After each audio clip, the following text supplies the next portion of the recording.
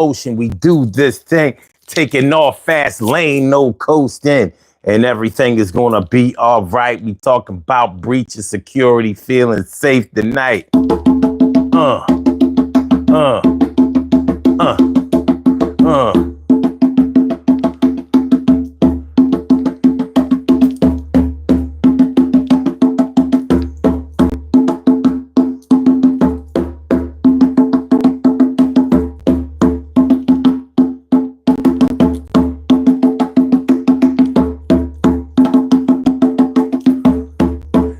How y'all feeling tonight? Oh, y'all.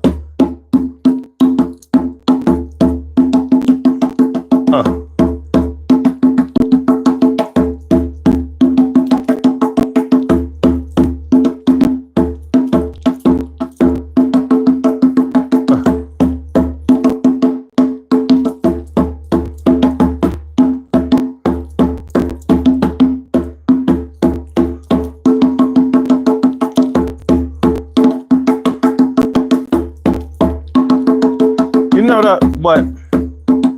This drum has a lot of bass. It's funny because when you beat on it, you can feel a certain vibration. I like that.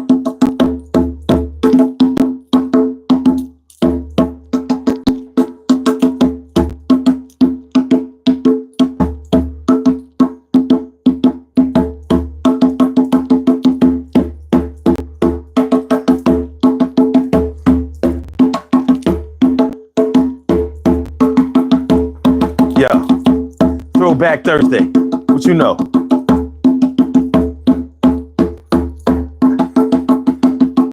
What y'all got for Throwback Thursday, y'all?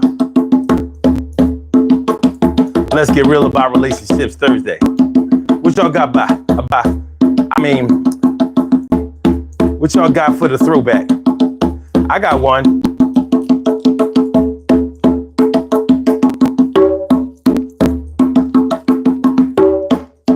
That's not it.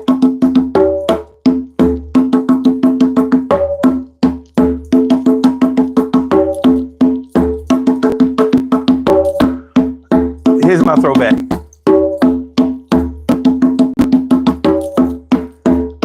I'm so old. I remember when water only came in a glass or a cup. What y'all know about it? That's my throwback. I'm so old that I remember when water only came in a glass or a cup.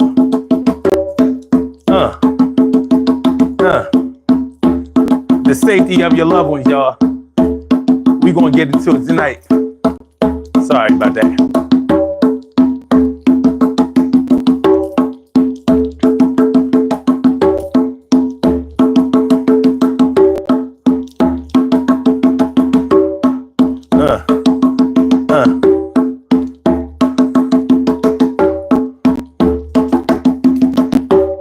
I remember riding the big wheel.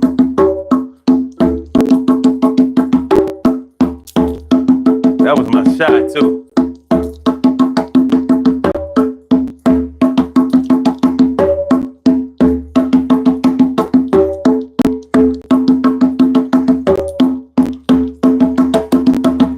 Let's turn up.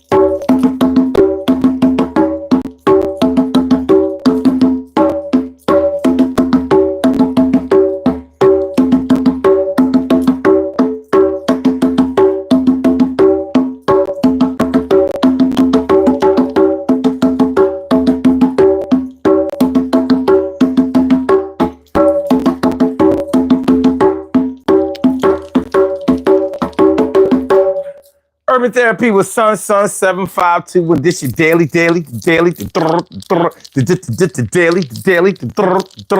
the daily go-getter-mism show. You think it ain't when it is? You think it won't when it whiz? We are here and we are in motion. We do this thing, taking all fast lane, no coasting, and everything is gonna be all right. We talking about feeling safe with your loved ones tonight. Breach of security, you know how it goes. Somebody used to make you feel safe, but now no.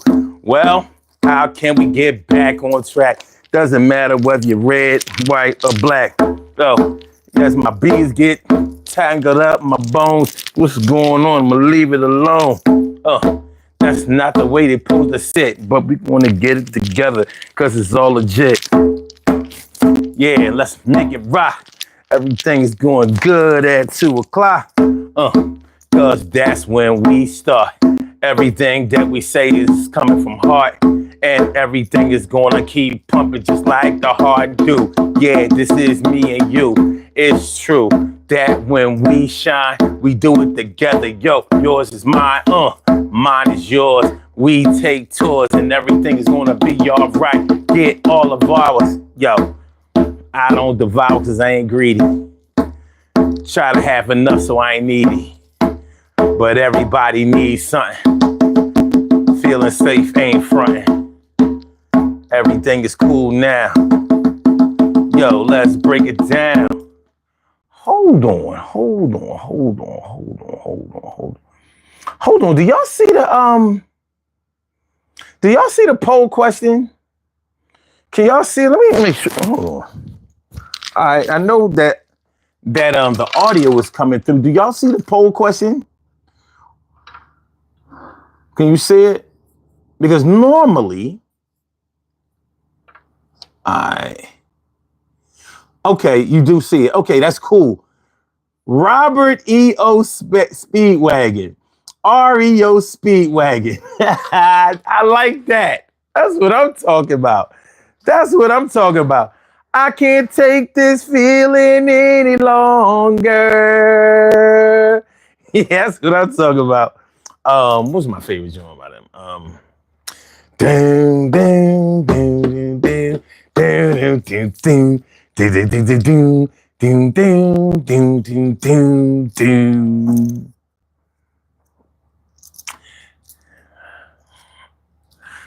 I should have known by the tone of your voice, baby, but I didn't listen.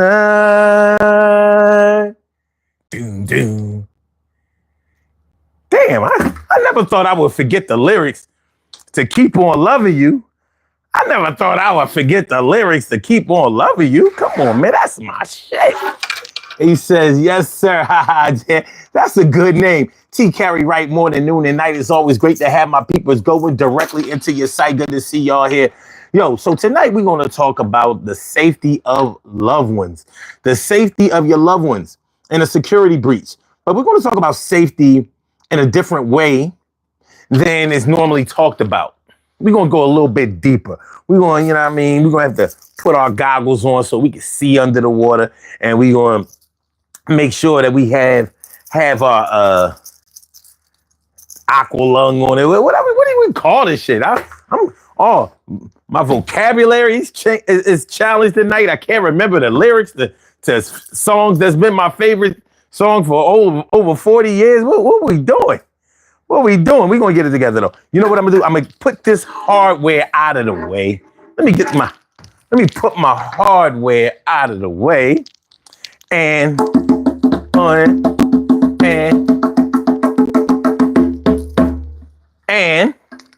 we can get this thing started the way we're supposed to. We get it started the way we're supposed to. So when I say the safety of your loved ones, what I mean by the safety of your loved ones, I'm talking about one-on-one situations for the most part, where the people around you feel safe because of what you are providing for them. So, you know, there are a lot of different ways to feel safe, and there are a lot of different ways to feel unsafe. So we're going to talk a little bit about ways that people feel safe and ways that people feel unsafe, because it's a phenomenon that is often felt by a lot of people, but not always talked about. A lot of people don't like to talk about the times when they felt unsafe or the people that have made them feel unsafe. Now, if we talk about bullying, if we're talking about somebody threatening you with violence, if we're talking about somebody bigger than you that makes you feel like you have to watch your mouth in front of them or walk on eggshells and all of that, that's an unsafe condition. We are familiar with that. But sometimes a person can make you feel unsafe just because they don't have any confidence in you. They don't have any confidence in you. Or a person can make you feel unsafe because they're not dependable. One thing that dependability does for people is it makes people feel safe. When people know that they can count on you in certain situations, or that you're going to keep your word, or you're going to be where you say you're going to be, or you're going to do the things that you say you're going to do, that makes people feel safe, because when they don't have to worry about whether you'll show up or not, whether you'll be there or not, whether you will come through or not, then they can concentrate on other things in their life that might be important to them as other stuff. So we're gonna talk a little about that. We're gonna talk a lot about that, and a lot of other ways that people tend to feel safe, because there are a lot of different ways to feel safe, and we're gonna get into it. So let me hold on. I gotta get some things together, because all right, get that right. Get that right.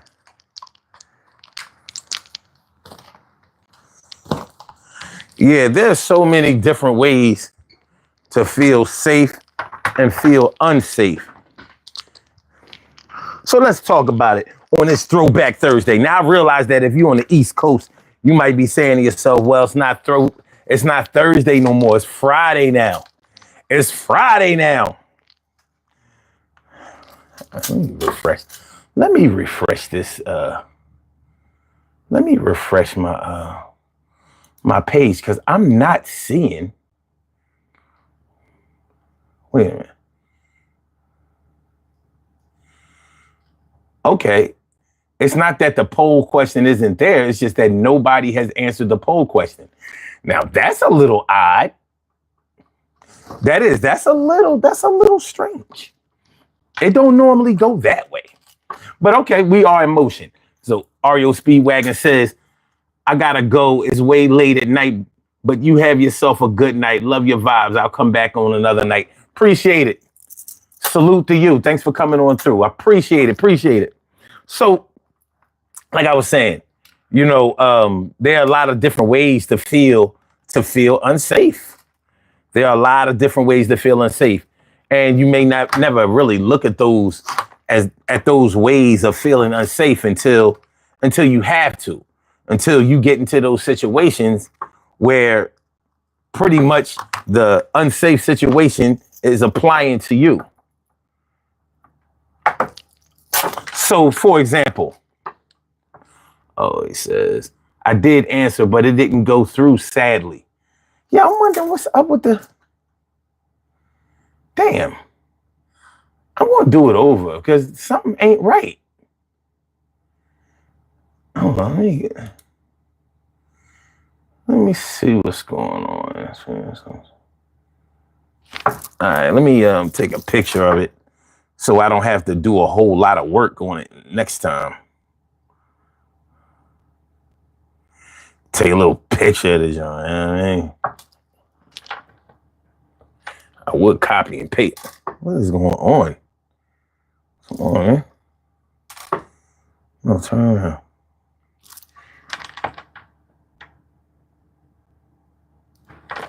Okay.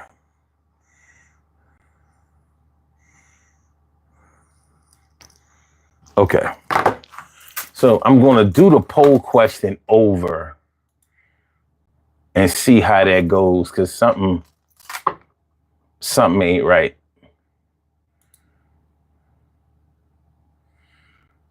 All right. We're going to try this again.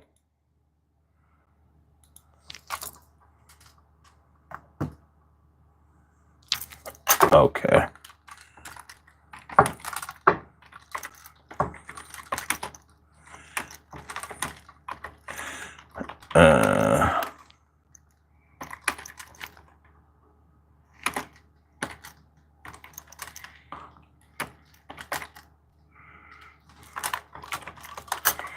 All right. So the number one. Okay. And fear of. Hold on, y'all. Bear with me for just a second. We're going to get it together.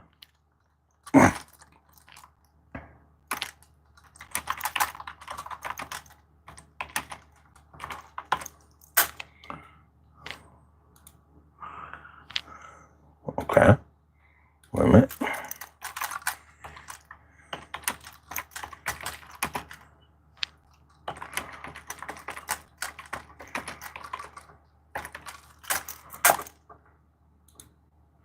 Now, if this don't work,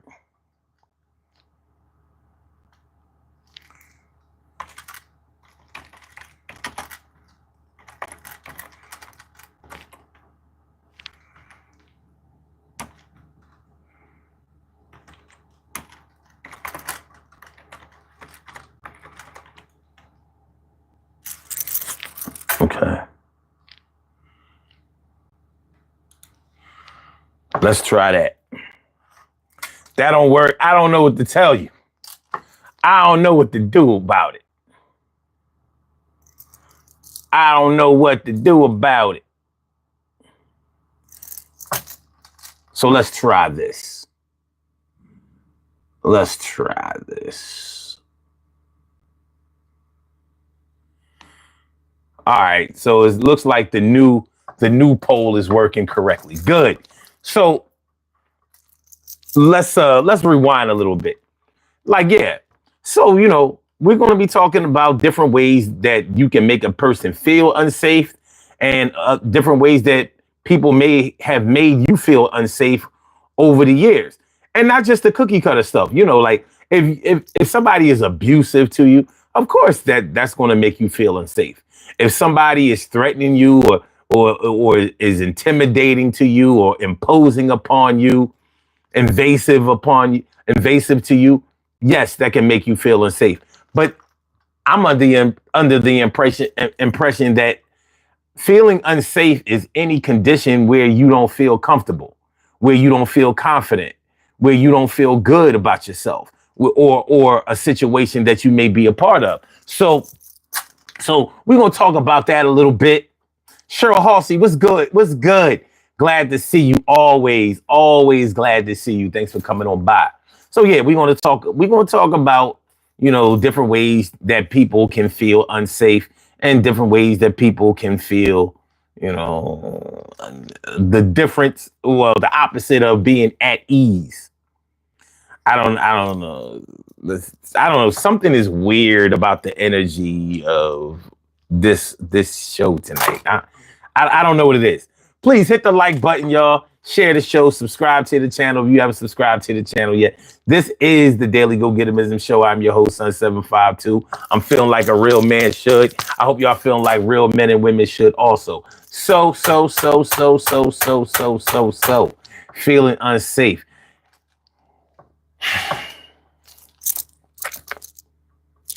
You know what? I was thinking about this earlier. Not feeling like you're able to talk to somebody about the things that are important to you. As far as I'm concerned, that's an unsafe condition. Because sometimes the person that you can't express yourself to, that you can't say what's important to, that you can't tell your dreams, your aspirations, or your ideas to, may be the person that you're married to. Sometimes it's the person that you're going with. Sometimes it's the person that you're living with. Sometimes it's the mother or the father of your kids. Now, what about that would make you feel unsafe? Why would that make you unsafe?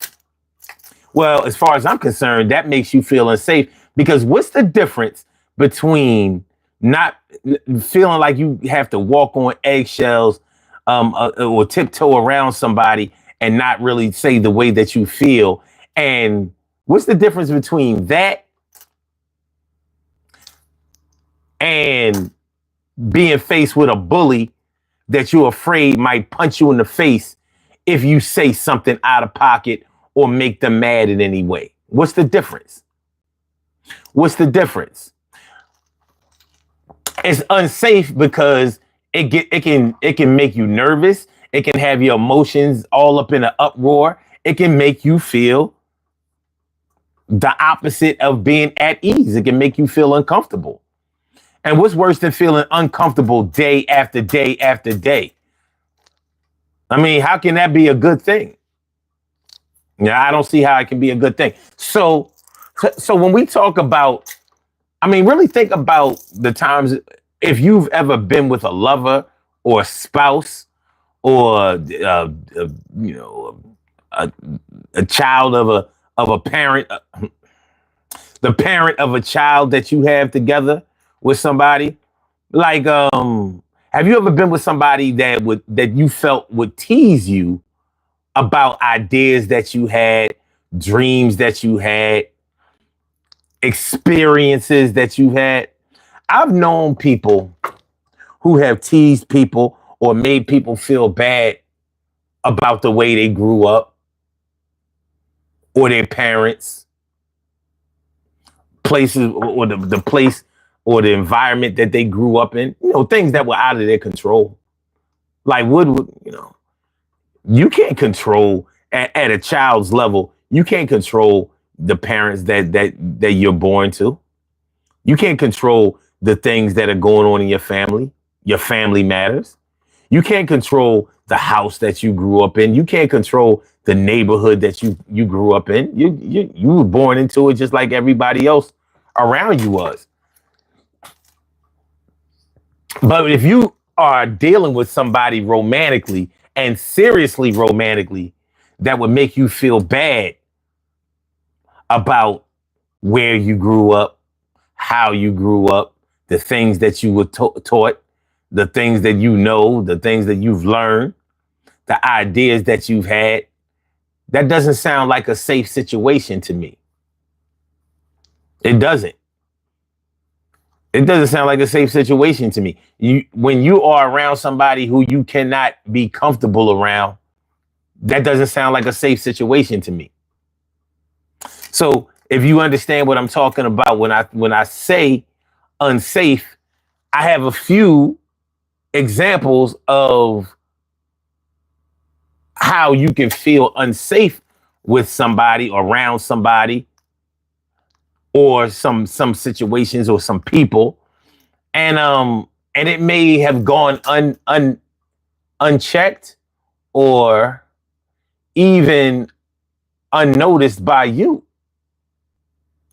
We don't always acknowledge the turmoil that we're going through. Sometimes we've been raised to believe that we should just suck it up, deal with it, never complain about anything. And that kind of means that we shouldn't acknowledge it. Now, if I'm off base about that, please let me know. But that's what I'm getting from that. Like if everybody, it's like when a child is young, especially like a baby, and a baby cries, babies cry. Children cry. Sometimes they cry when they don't feel well. Sometimes they cry when they don't get what they want. They learn a lot through their emotional trauma. Everybody does. Everybody learns a lot from that. But if you've ever been teased for crying, some people have had their ass whipped because they cried. The old, you keep crying, I'm gonna give you something to cry about, even though you was already crying. It is Throwback Thursday. A lot of people have gone through this kind of thing, but not everybody has handled it the same kind of way. So for some people, they may have felt safe in that situation because they were used to it. So they knew they couldn't cry. Or if they did cry, they better stop crying. Because they were going to get something that was going to really make them cry harder.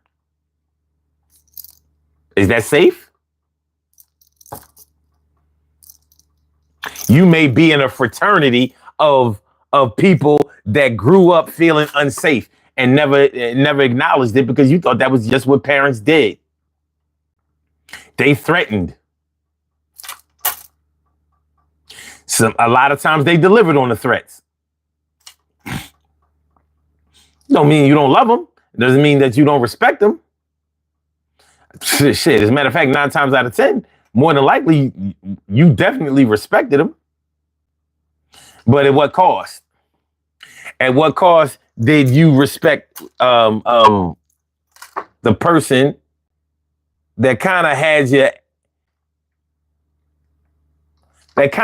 you in an unsafe situation? See, I'm thinking that feeling unsafe is just as unsafe as being in an unsafe condition. We know that if you jump in the car with somebody and they're riding recklessly, maybe driving too fast, driving too close to other cars, riding on the shoulder of the road, not respecting traffic laws, going through lights, stop signs, you're going to feel unsafe in those situations. But those are physical situations that we know are unsafe. What about a situation in which you believe somebody is cheating on you? Some people can deal with a situation like that. A lot of people can't deal with it. And sometimes the people who can't deal with it get written off as being jealous or suspicious or, always making trouble or never being able to relax. But the truth of the matter is they may be unsafe. They may feel unsafe. So, what are you going to do about that situation? They don't feel safe. And they may not feel safe emotionally, and they may not feel safe physically. If you know that the person that you were relying on to be faithful to you or monogamous with you, and behind your back, they're messing around with somebody else, you don't know if you could have a physical condition because of that. It's not safe. There's a reason we call it safe sex and unsafe sex. But the difference in a situation like this might be that even if the person that you're dealing with who's cheating on you may be practicing safe sex with that other person, that doesn't make you feel safe. Or should I say, it might not make you feel safe. So you're still in an unsafe situation. So when we talk about the safety of your loved ones, we're really talking about our behavior.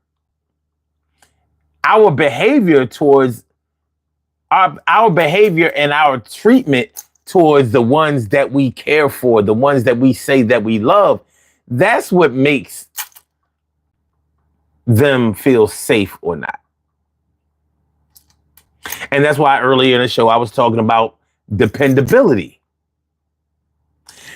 Dependability. Why would dependability make you feel safe, or dealing with somebody who's not dependable make you feel unsafe?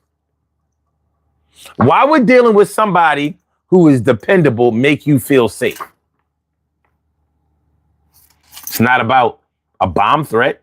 It's not about a physical threat. It's not about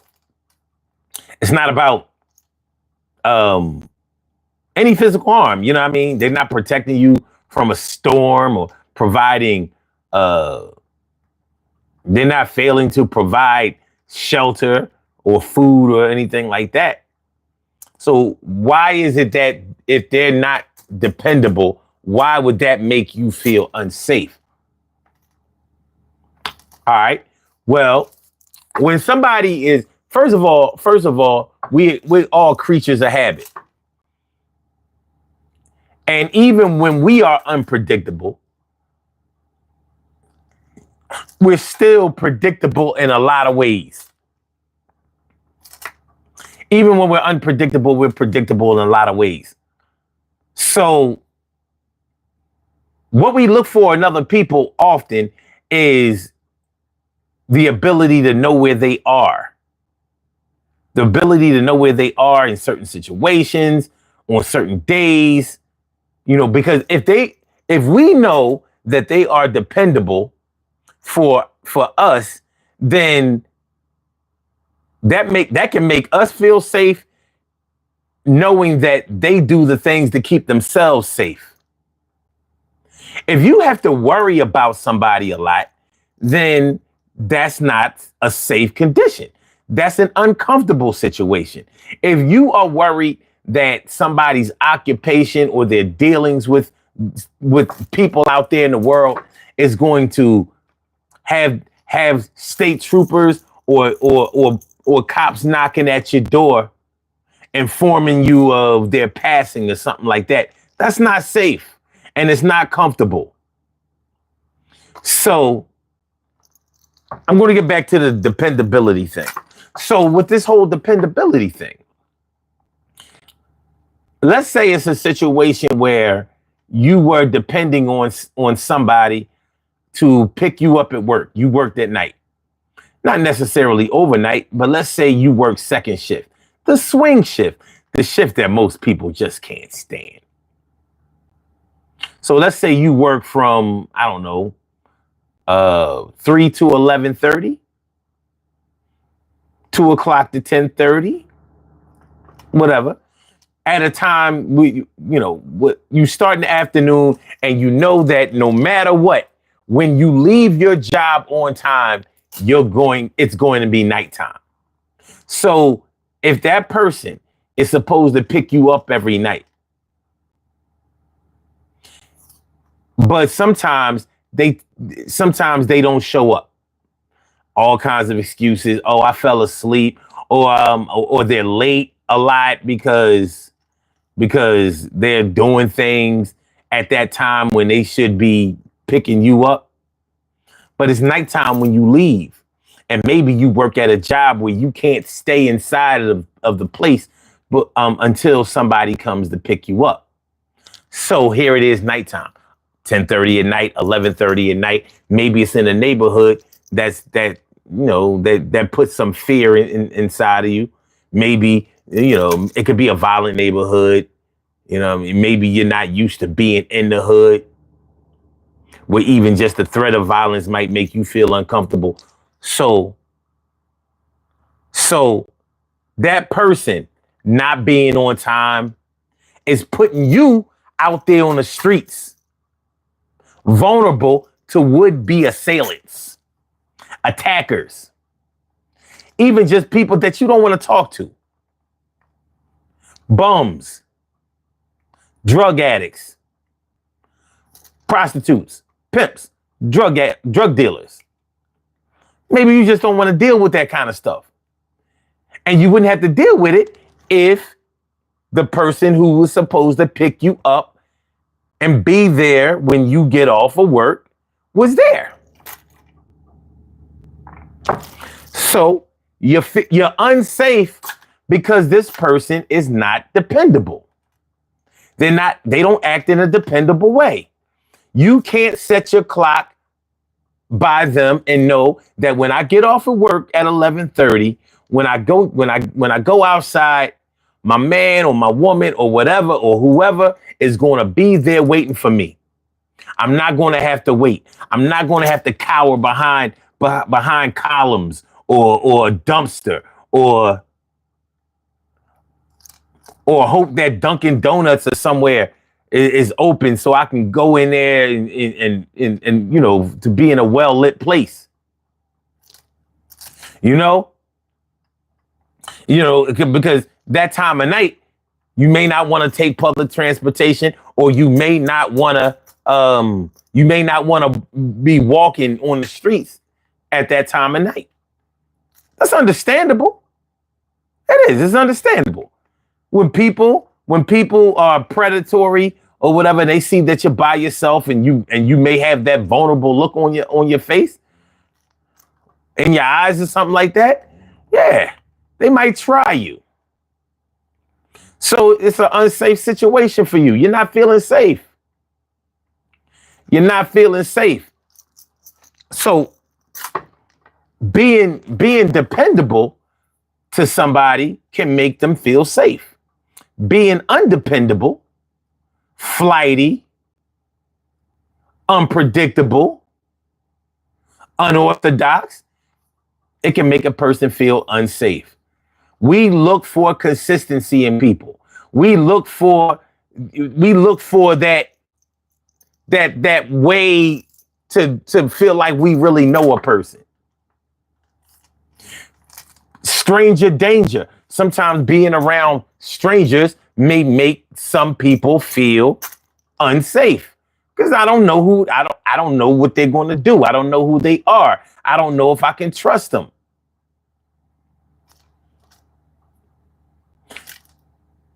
Dependability builds trust. When you do things that make a person know you, even if you're not a perfect person, because none of us are perfect. None of us are perfect.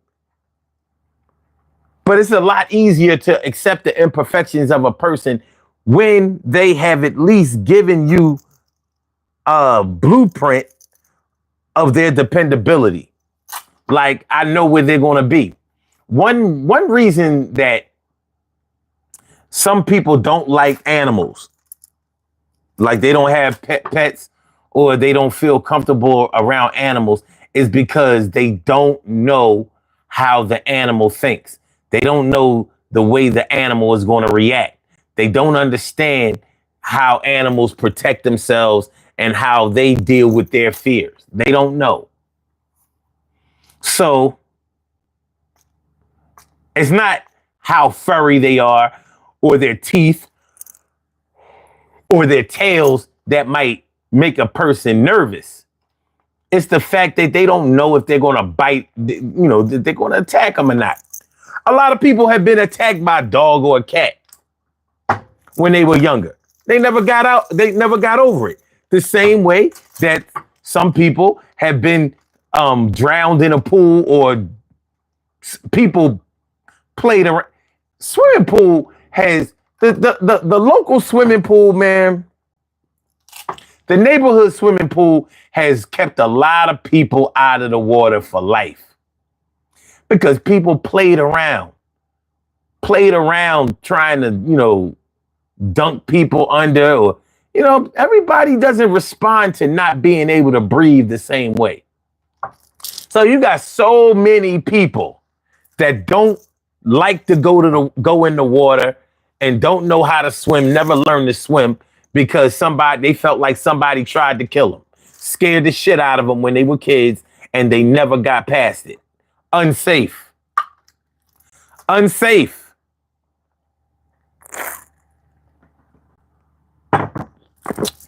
So check this out. If a person is undependable, for an example to return to, if they are undependable, which makes you feel unsafe, are we talking about a security breach? Are we talking about a breach of security? Yo, I don't know what's going on tonight. The chat is silent as hell. They like, we ain't gonna do nothing but listen tonight. Wait a minute. The hell? Okay, we good. Okay, wait. Okay, we good. Okay. But yeah, is that a security breach? Breach of security. When you feel safe, you feel secure. When somebody is protective of you, When somebody cares about the way that you think, cares about the way that you feel, and is concerned with your well-being, that makes you feel safe. Well, at least it can. It can make you feel safe and it can make you feel secure. If a person stops doing that for you, that might be a form of a security breach. They may have breached their security. Jason said, testing 1, 2, 3. Yo, I was like, I mean, the numbers was. I don't like what. I was like, look, I'm gonna just go ahead and do my shit. You know how it is, Jay. You know what I mean? Remember, we used to do music together. Sometimes you just go ahead and say your rhymes, man. Just go ahead, just go ahead. Look, we just gonna go ahead and do this shit and get on up out of here. It's one of them nights. Like,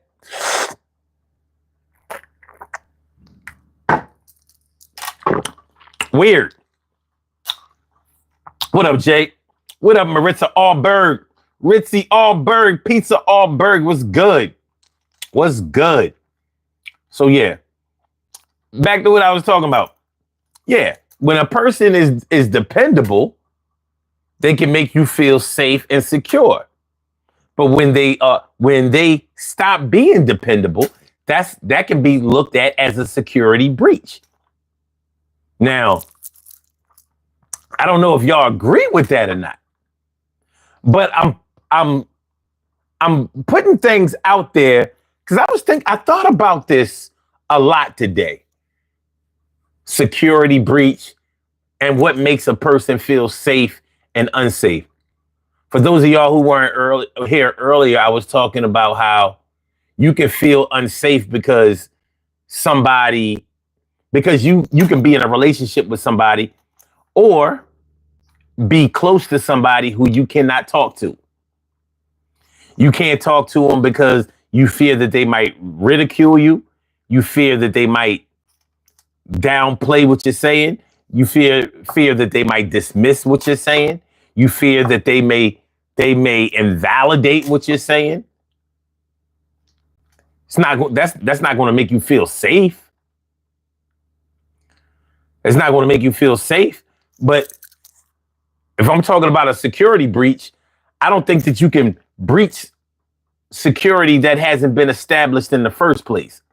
If a person has never made you feel has never made you feel safe, but rather has always made you feel unsafe, even though you may not have categorized it in that way, I don't think that they can breach security because they never established security. And unfortunately, sometimes this may be your man, ladies, or this may be your woman, men. Many men that I've talked to have been romantically involved with women that they couldn't really express themselves to. They may have had ideas,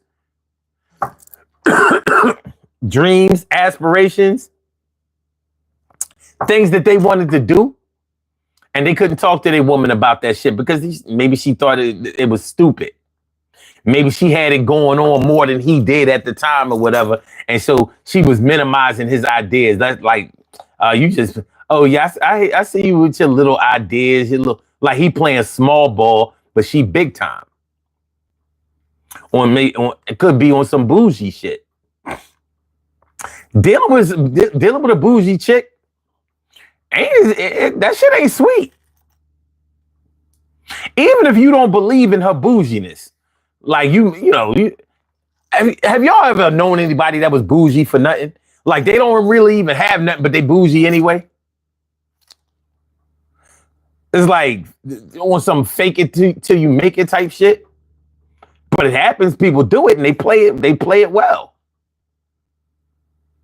It happens. People do it. They play it well. They rock out with it. But dealing with somebody like that who considers their status to be higher than yours, or as my mom used to always say, high and mighty. They think they so high and mighty. And even though you know that They only doing that shit. They're only doing that shit because they never had nothing. You know how people are that never really had nothing in life. When they start getting a little something, you know they don't know how to act. You know they don't know how to act. They get the tripping. They start wilding. But nonetheless, dealing with somebody like that, when you're looking for somebody who's a little bit more grounded, or you need to be with somebody that's more level-headed, more down to earth. But yet you're dealing with this person, and maybe you do love the person, but you can be in love with somebody who still makes you feel unsafe. Sometimes being the act of, or the feeling of being in love can be one of the most unsafe feelings that you can have out there because of the vulnerability that you may feel because of the love that you have for somebody.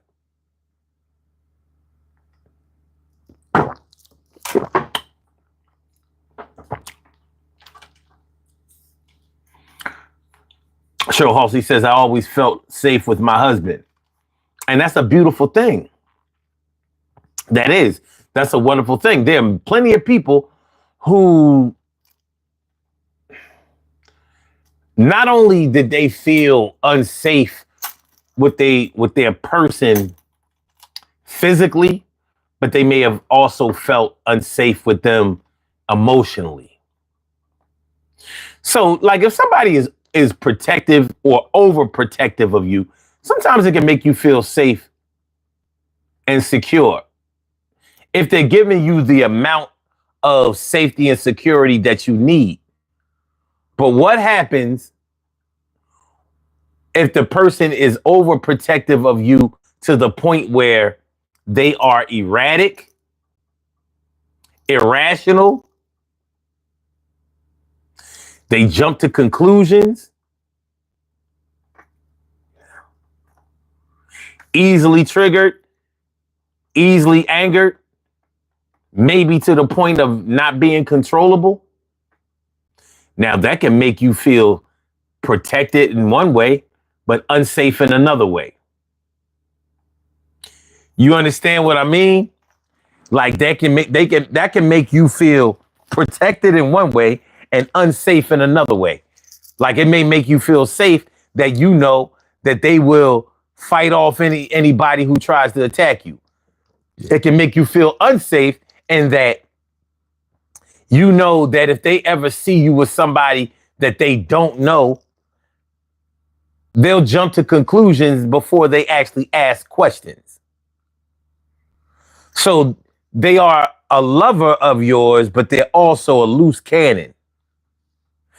And I don't know if you've ever dealt with a loose cannon before, but dealing with a loose cannon ain't fun. Nah, that ain't fun, son. That ain't fun. That ain't no fun. Green Eyes of Fire 28. What's good? Green Eyes of Fire 28. I like that name. Green Eyes of Fire. Whoosh. Green eyes. Whoosh. But yeah. So let's say as a woman, your man is mad overprotective of you. But by that overprotective, he's really jealous. He's jealous as hell. You see your cousin out there one day. You see your cousin and your cousin hugs you. Hey, baby, I ain't seen you in a while.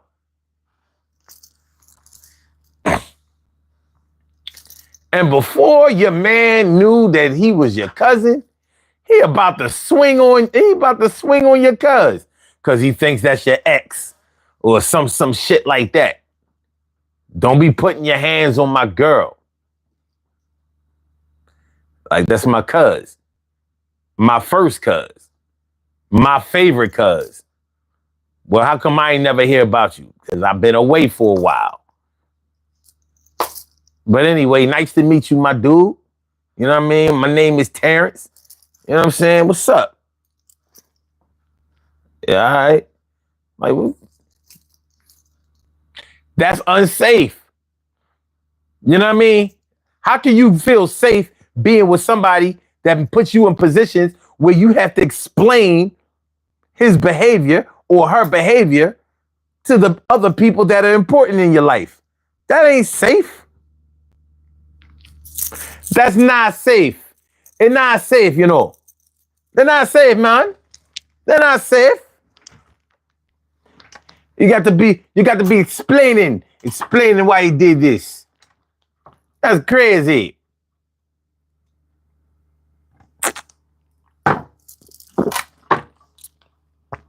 So they're protecting you on one end and making you feel unsafe on the other end.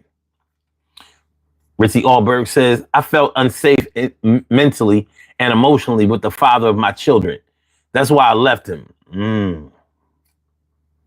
Damn, and you only got one baby father? Damn. I'm just playing. That's not uncommon at all. You only got one baby dad? Damn, that's crazy. Damn. You must not have got out much. Stop playing with you. And she also says, I would rather be alone than to be with a partner that makes me feel unsafe. That's a strong statement that you just made. Because a lot of people would say the exact opposite. Now, I can't say how many people would say, one way or another. But a lot of people have stayed with somebody just because they were afraid to be alone or they could not be alone. So they stayed with somebody in an unsafe position, in an unsafe feeling and position for years. Some have done it for decades. Why? One of the reasons could be because of familiarity. You know how scary it is for some people to have to start over? They'll do anything to not have to start over. Anything but that. Anything but having to start over. It's one of those things. It's one of those things. But yeah, there are lots of ways that you can feel unsafe.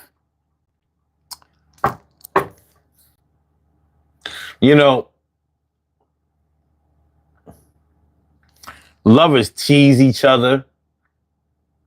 They do. They tease each other, take pop shots at each other, shit like that. Not all the time, and not always in a malicious way. But they can breach that security with you unknowingly or unintentionally plenty of times. Manifest Reality, what's good? Good to see you. As always, as greetings, brother Omar. All mods in chat, pray that everyone is well. I pray that you are well and you are a sight for sore eyes. I appreciate you coming through. Absolutely. Absolutely. Thank you. Thank you. So yeah, like I said, lovers tease each other, whatever. And sometimes there are things that people might be sensitive about that they may have never divulged because of how sensitive they are about it. And they didn't want to let people know that they were sensitive about it. So they kind of kept it to themselves, hoping that as long as they don't reveal it to everybody, then or anybody, then nobody would use that to attack them. Man, I look at all of these women out here who get cosmetic surgery, plastic surgery and all that shit. What up, Sammy? Thanks for coming through. Appreciate you. I look at all of the high number of people who are getting cosmetic surgery. These BBLs and breast implants and all of this shit and tummy tucks and they are literally building bodies these days. And I on one end I'm like, damn man, it's fucked up not to love yourself. And of course they never admit that that's the reason that they did it or that they do it. But psychologically speaking, you have to think about what has to be going on with a person for them to go under the knife for a non-life-threatening procedure, or what they might even try to term as a life-preserving procedure, because they feel like their life is better when they can look the way that they want to look, which means that they can't stand the way that they look otherwise.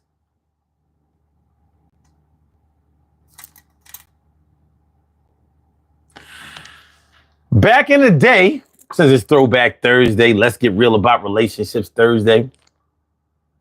Back in the day, if a woman had small breasts, I'm sorry, pardon my French. If she had little titties, she might stuff a bra with like some tissue or something like that. Quick fix. Mainly only applied to people who didn't know her.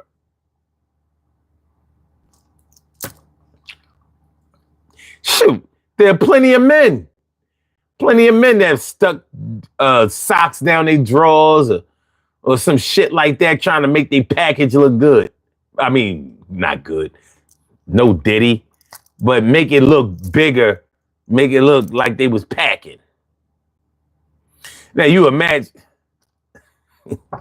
yo, yes, niggas used to do that shit. It was a common thing around a lot of dudes. Put a sock down their drawers. So of course they had to, wear tighter fitting jeans so the package would show. The bulge. Battle of the bulge.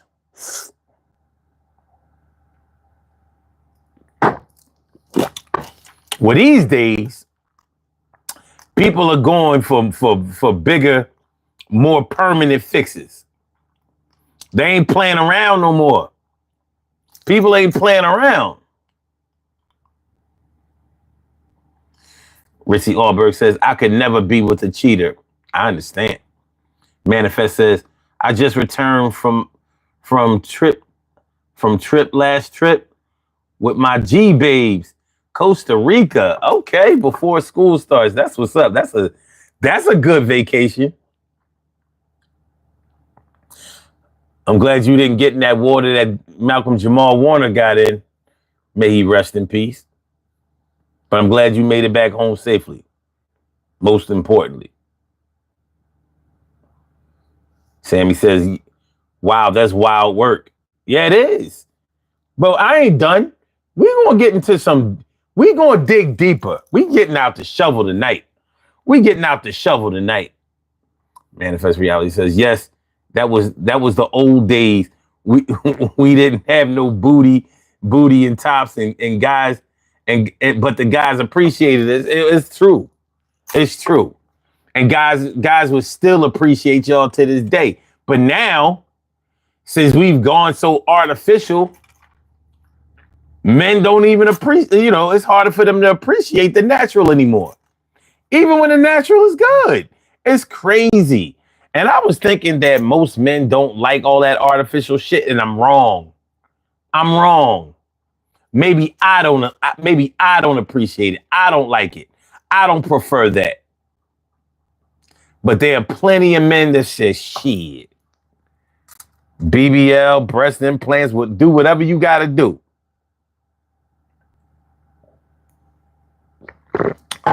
The stripper culture is off the chain. These days. It's bad out here, son. It's bad out here.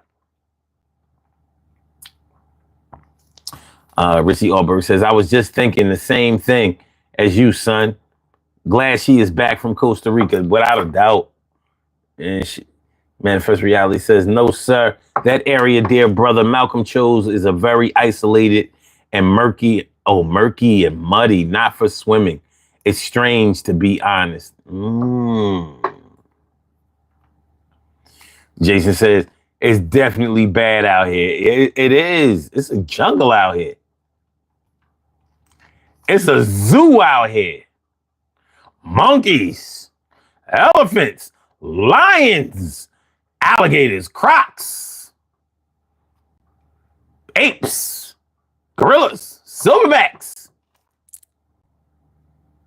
But it's serious.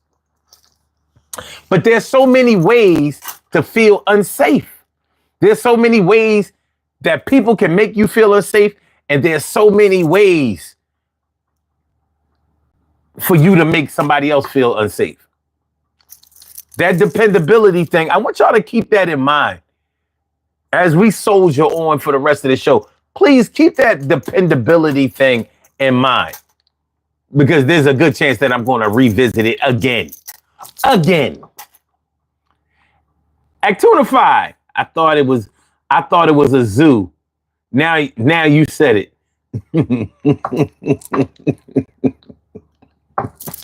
We good. Hold on a second.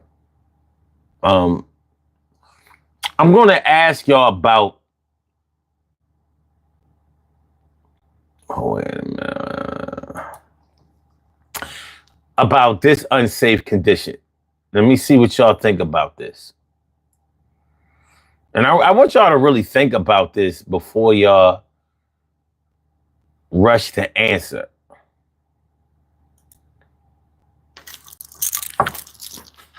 And this is actually part of one of the poll questions.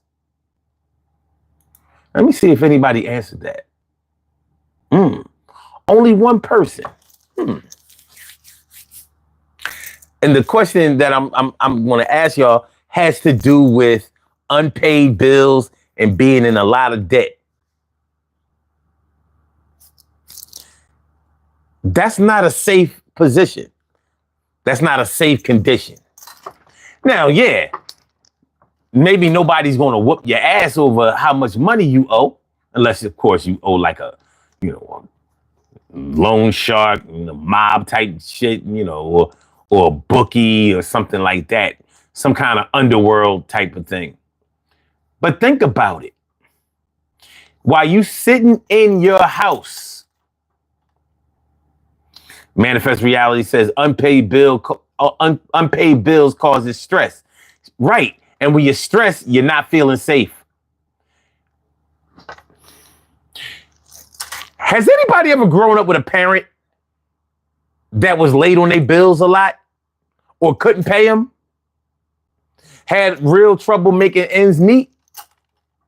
And you see how stressed out your parents are, which makes you stressed out. Because if mommy or daddy don't feel safe, how are we going to feel safe when they are the ones who protect us? And you know that when you don't pay your bills, certain kind of bills, they cut off services.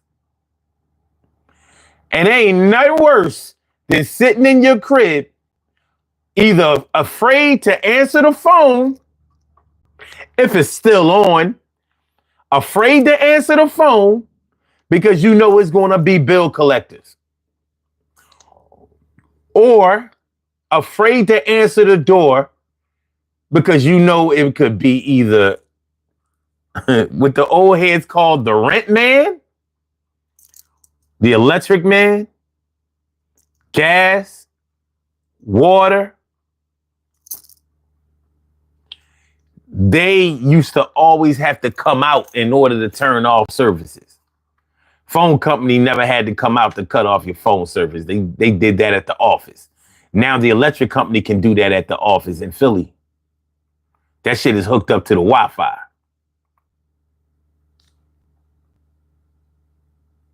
So now they don't have to come. They don't have to come and cut your lines anymore,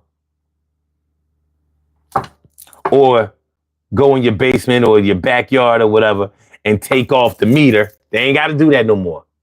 They can bang that shit from the office. What's up? Anyway, when you know that, when you are afraid that services are going to be cut off, or you fear the confrontation of even having to tell them that you ain't got the money. You don't have the money. You know how it is. When you owe somebody and you don't have the money, it can be embarrassing. And being embarrassed doesn't make you feel safe. It makes you feel unsafe. It's embarrassing. You know what I mean? Like, I owe this person money and I can't pay him. And that makes me not want to face him. That ain't safe. That's a security breach. It's a breach of security. You are not feeling safe.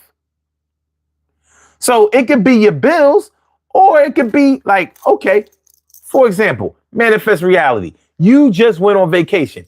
I'm 100% sure that you went on vacation with your G babies, and you made sure that you had enough money to cover anything and everything that y'all were going to encounter. That means the food, that means the recreation, that means drinks, that means any resorts, any anything that y'all wanted to do. What, parasailing, jet skiing, kayaking, canoeing, whatever, well, I don't know if they kayak or canoe in tropical areas, but you know what I'm talking about. When you go on a tropical vacation, they always have activities that cost money, extra money. Now, suppose it was a different situation where you didn't have enough money, or you thought you had enough money and you didn't. Like, like something happened with your credit cards. No. Ooh, I got a good one. When you got on vacation, somebody stole your wallet, or you lost it. You lost your wallet. Now, nowadays, there are other ways that you can still pay for things. Apple Pay, Google Pay. You can do a lot of things with your phone that will still keep you in the game. But back in the day, no. Remember, I'm going to take y'all back. It's Throwback Thursday, right? Earlier in the show, I said this. I'm so old, I remember when water only came in a cup or a glass. Y'all remember that? If you wanted to drink a water, you either got it in a cup or a glass. Sometimes you got it from the water hose, but that's only in the summertime and when you was outside. But yeah, I remember growing up, when you got water, you either got it in a cup or you got it in a glass. It wasn't no bottled water. And I ain't gonna lie, I don't like bottled water. I don't like it. I don't like the idea of it. It irks me. I don't like having bottled water. That's why I get water filters and all that. But fuck all that. But I'm sorry. I didn't mean to go off on that tangent. What I wanted to take y'all back with is remember American Express traveler's checks? Y'all remember that shit? Remember all those commercials that they used to have about American Express traveler's checks? So you would see this couple, they at the airport or whatever, and somebody stole their traveler's checks, but they had American Express traveler's checks, so they could just replace the traveler's checks with the quickness, because American Express was everywhere. Remember that?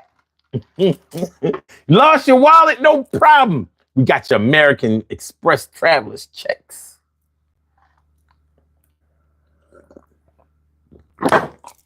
Now here it is, 2025. We can't even get on a plane. Unless you have a real ID license. Yo, this shit crazy. This shit crazy. Security breach.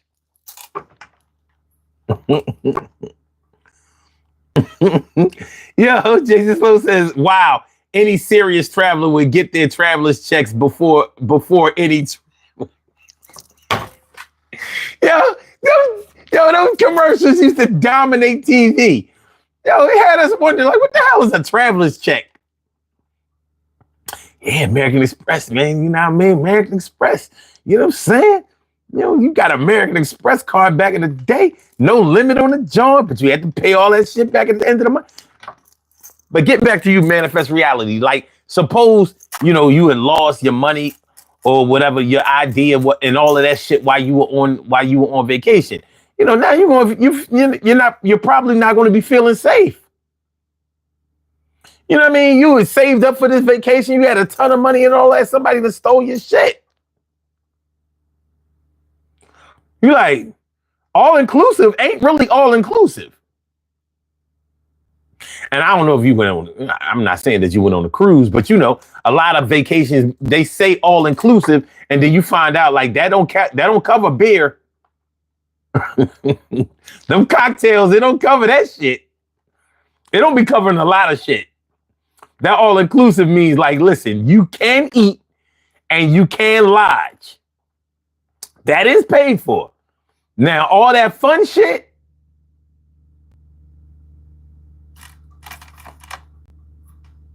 you better have 3 or 4 G's on you. You know what I mean? You go on a vacation. This ain't 1990. You know what I mean? With $500 serve you well for a week or so out of the country. $500. You know how fast $500 get chewed up? You know how fast $500 go slip through your hands? Okay. Manifest Reality said,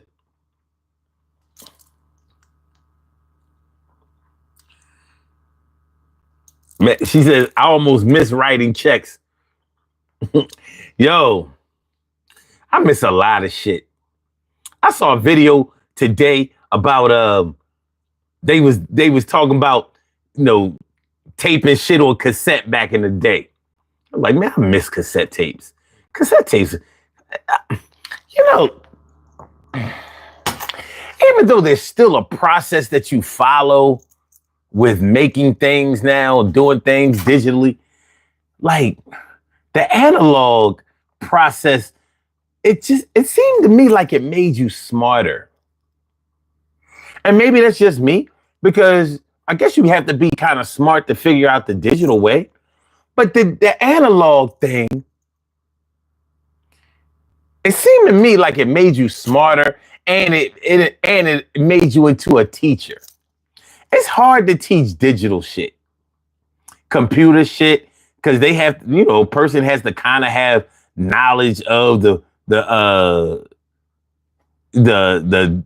digital age, the cyber this and that and all of that. And we've all stepped our game up recently.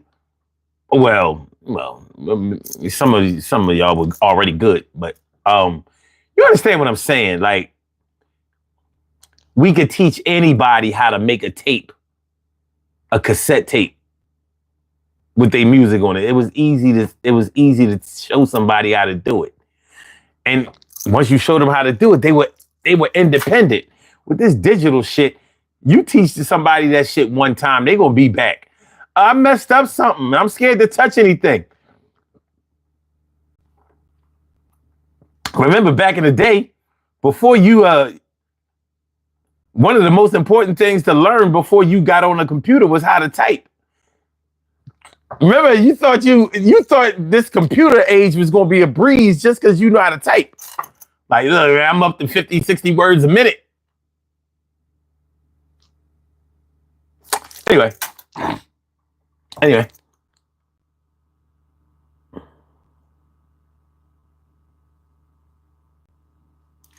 Actunify says, now even Facebook asks for ID. You ain't never done lied. You ain't never done lied. That is a fact. Manifest says, we flew over and stayed in a cottage and cooked our meals very, very affordable. That's dope. Trust me, I did very good on this trip. We had our meals cooked for 2 days. That's good shit. The other 3 days of the 5 I cooked from what I shopped at the grocery. Okay. Oh my gosh, the cassette tapes. Yes. Cassette tapes was dope. It was dope. I mean, you taped the stuff that you liked.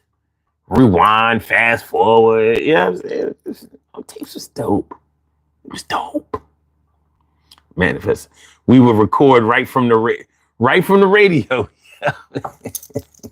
If you didn't have a cassette tape, if you didn't have a cassette player on your radio, sometimes, you know what I mean? You have to take your tape recorder. Remember a tape recorder? There used to be a such thing as a tape recorder. They were normally black. You press the eject button, the tape window popped up. You put your tape in that jar, slam it down. Sometimes to record off the radio or wherever, you had to take your tape, your cassette player, and put that bitch right next to the radio. You know what I mean? Your timing had to be right. You request your song on the radio or you knew it was coming on soon, had to have that record button ready to go. Or you know how you press record, play and record, and then you had to pause it, waiting for your song to come on. It was paused. Your song come on, you released the pause button. You saw the little red light come on, so you knew it was taping. Like, it's my song. Now you wasn't gonna have a real stereo type of recording because you had your cassette player. You wasn't recording right from the source. But then again, you were. Yes and no.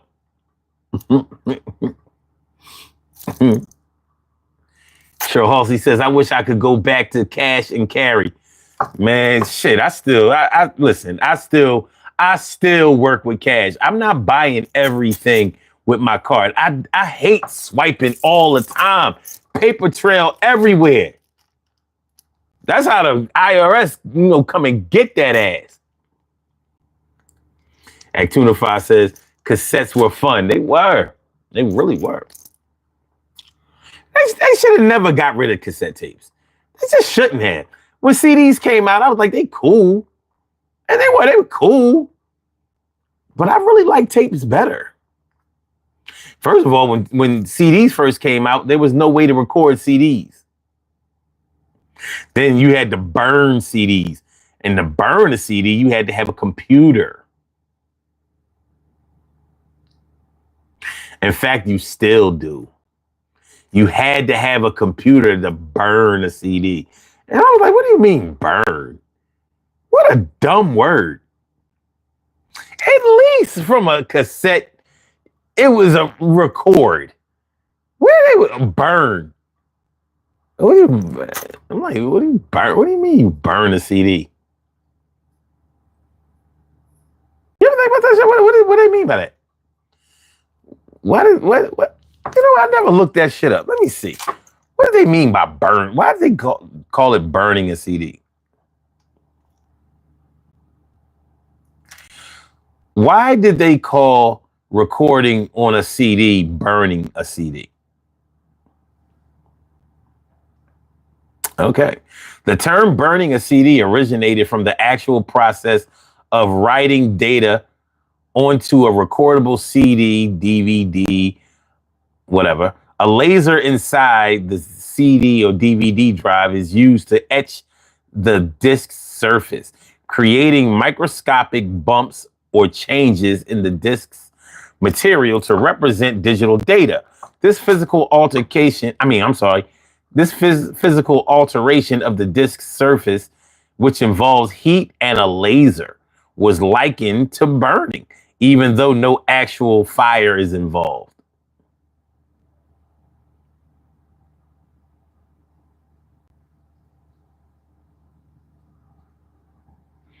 If y'all thinking what I'm thinking, they could have just called it recording.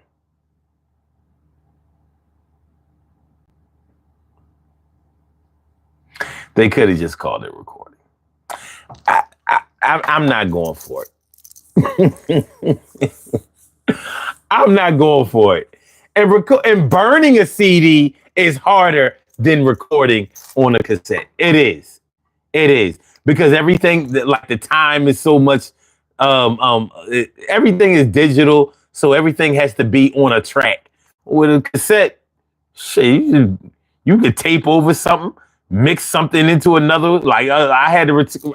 I'm sorry, I recorded over your math class, but yo, the new Run DMC song came on the radio. I had to tape that joint. I'll help you with your math. Yeah, Manifest Reality says yes. We had to catch it to avoid the commercials. It would be fun, yo. You had to be on your job. You had to be on your job. You ever get teased? You ever get teased because you're a bad recording job? How about this one?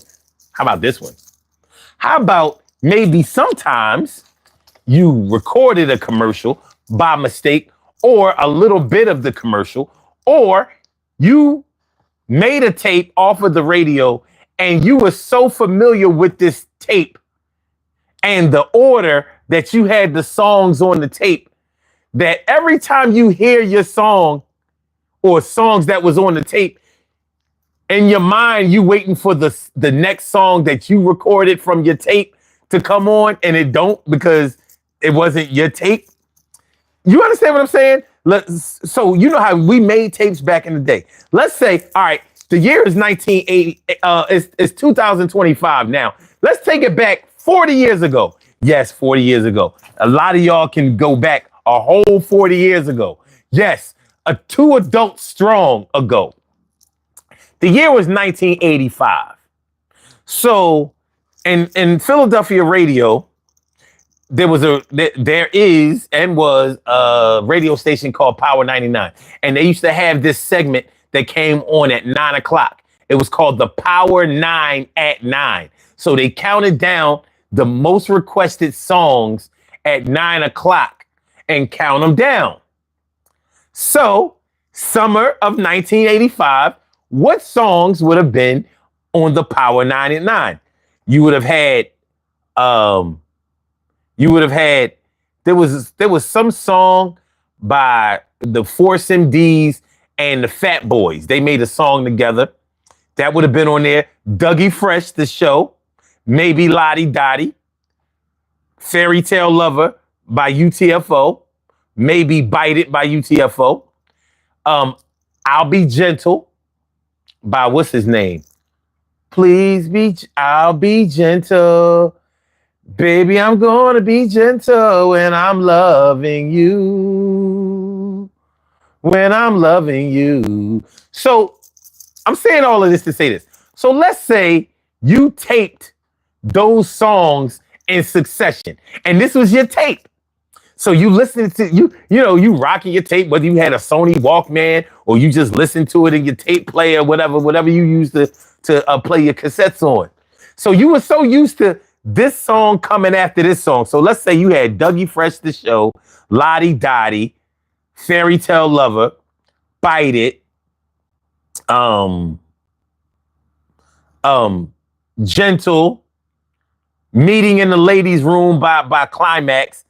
So you were so used to, I don't know, Fairy Tale Lover coming on after or before the show that every time you hear the show, you waiting for Fairy Tale Lover to come on. You know what I'm saying? That was the beauty of tapes. That shit got etched in your mind. You know what I'm saying? It was fun. That shit was fun, man.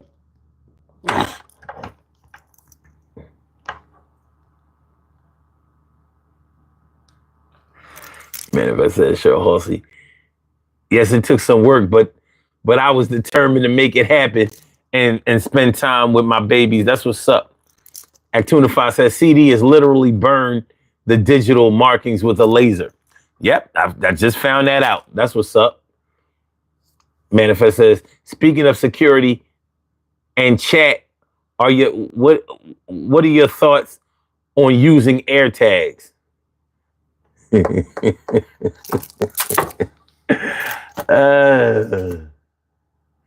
I think AirTags are good for bags You know, especially if you go on vacation, you know, your luggage and stuff like that, and make sure that if somebody skirt off with your stuff, you can find it. But people are putting air tags on people, throwing them under the seats in people's cars, putting them in magnetic containers, basically tracking people. That ain't cool. And I saw a video about air tags.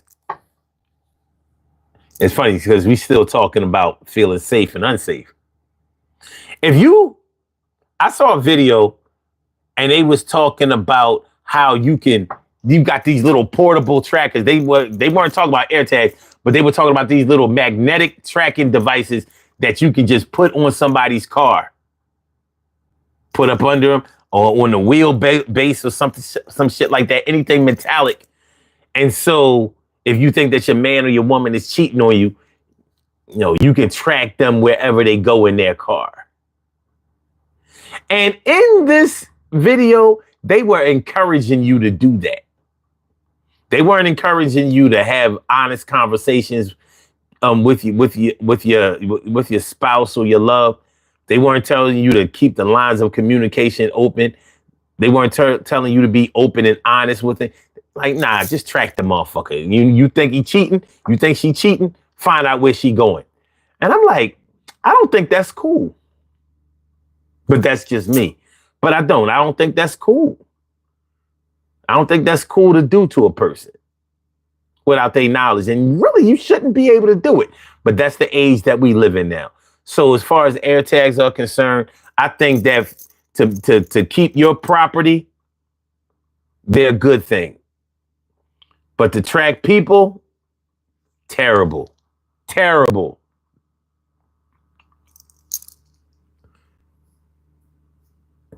Manifest Reality says, yes, you can certainly reuse the cassette over and over. Yeah. Jason says, we are living in the age of fire. It's burned into our collective consciousness. Yeah, I like that. I like that. Actunify says, cassette still has tracks. Mini disc was the best of both worlds. Remember the mini disc? I do. Little John. Shit, I remember floppy disk too. The floppy. The hard floppy and the floppy. The big floppy disk. Man, what says? Okay. Jesus says, the song order of the tape was important. Yes, it was. Yes, it was. And you need to practice to get it right. Manifest Reality says, I so wish chat allowed pics. Yeah. I tell you, YouTube don't want you to do nothing. They don't want you to do nothing. All they want you to do is watch the videos. You know what I mean? I'm surprised that they even have the chat feature. Real shit. Because they don't let you put links in the some links. They'll allow some links, but they don't always they block a lot. They block a lot. Manifest Reality says, yes, those were the jams. Yo, 40 summers ago, 1985 was an epic summer for me. That shit was epic. It was epic, man. Epic.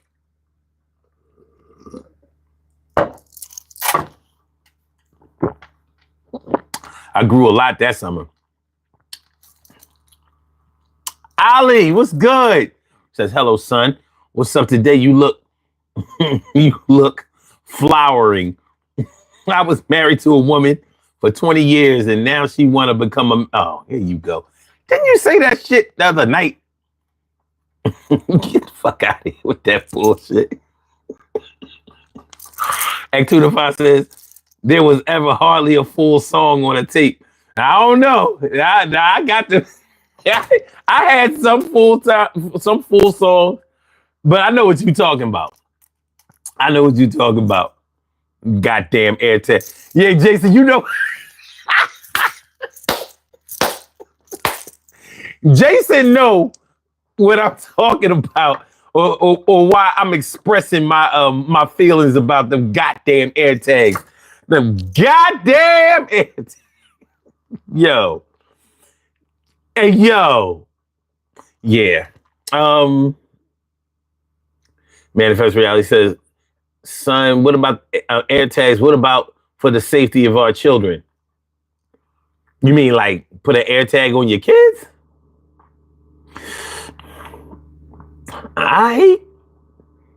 It's a judgment call. It's a judgment call. You know what I mean? I don't know. I don't know. Some of this surveillance, these surveillance tactics and these tools for surveillance, I just don't know if I agree with them. But that's me. You know what I mean? That's me. Maybe after the fact, I might feel a way.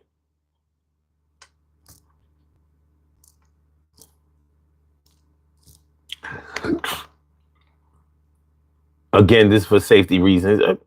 Listen, I can't be mad at you for using them.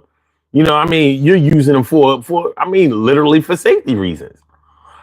I know too many people that are using them for security reasons. Yeah, personal security. But let's talk about that. If you felt like you had to use AirTags to track your man or your woman, can you honestly say that you feel safe with them? Or safe about them?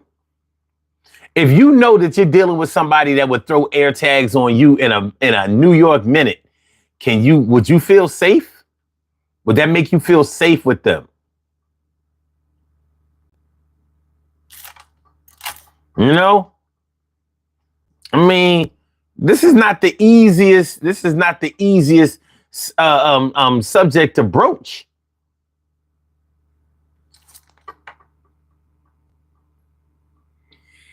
What was the most interesting question you were ever asked in this chat?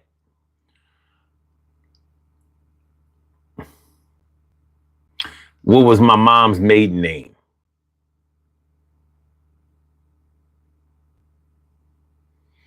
It was security question number 2. It was security question number 2.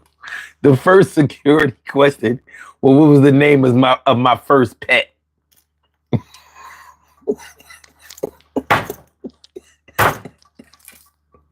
Making me be silly tonight. Fuck it. Actunify says, who's safety or security?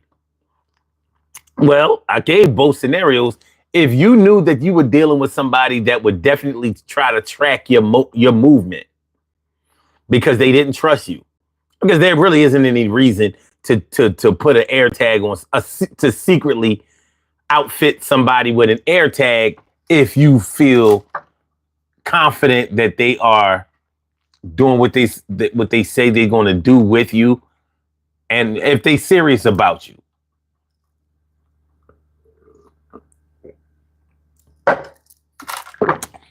And you know, you can love somebody and still not feel safe.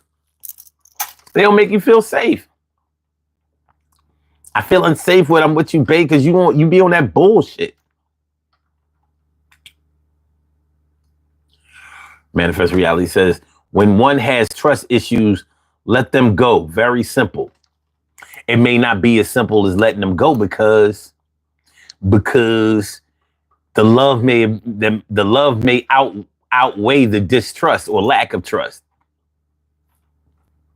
It may. Sometimes the trust is stronger than the love. I don't know, man. I'm not sure if I would want a situation where I was in trust with somebody instead of in love with them. I would probably choose to be in love with them. Is there such thing as being in trust with somebody? Like, yeah, I know they fucks with me like that. I know they would never shit on me or whatever, but I don't love them.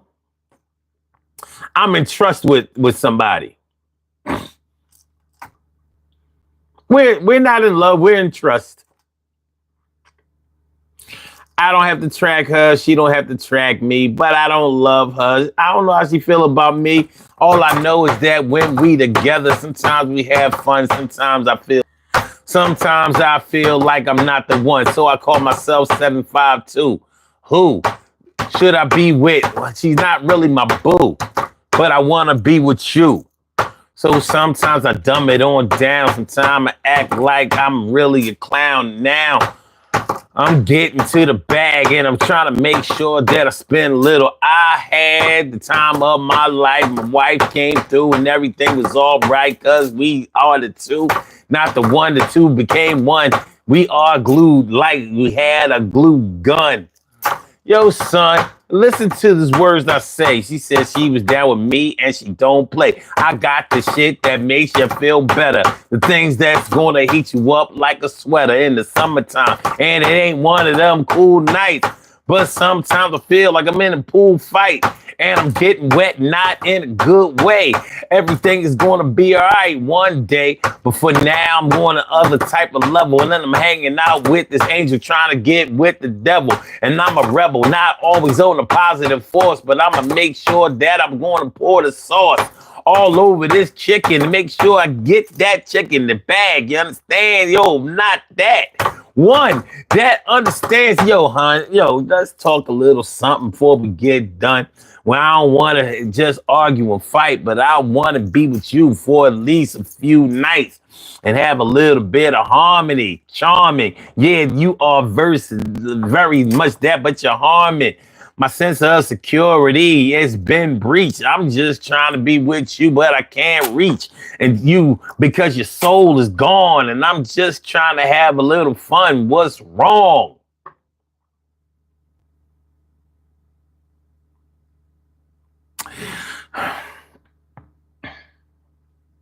What up, Mike Bruin?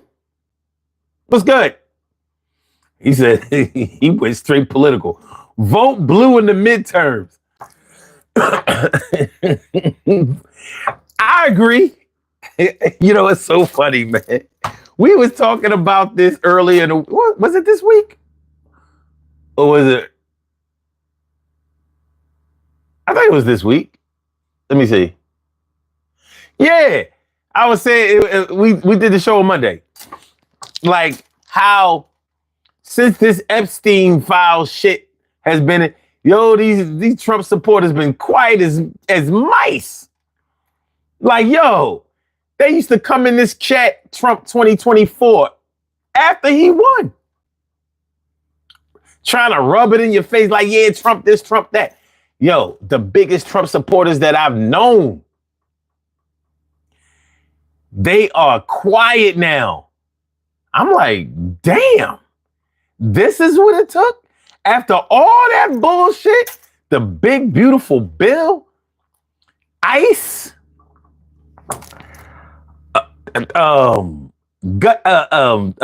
Doge, gutting all of these governmental programs, killing USAID. This is what it took to shut y'all the fuck up or wake y'all the hell up. Damn. Damn, Kamala. With all the other shit that you predicted, man. Mike Brewer says that's because they have Epstein backlash. Having Donald Trump as a president of the United States does not make me feel safe.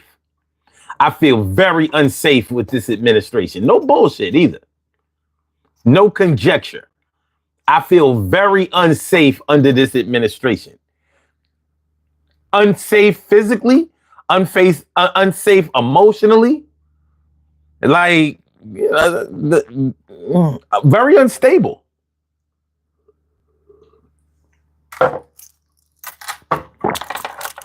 Mike says, we tried telling these people it was right in front of their faces. They couldn't see the forest for the trees. At says, things been so trippy recently. It's hard to put into coherent words, man. Man, Marissa Alberg says a man wants a woman he can love. Facts. Facts. Damn, X25 says one day I get chased by a drone in nearby woods. Then I stream from the woods and police ask whether I live in the woods. Coincidence? I think not. I think not.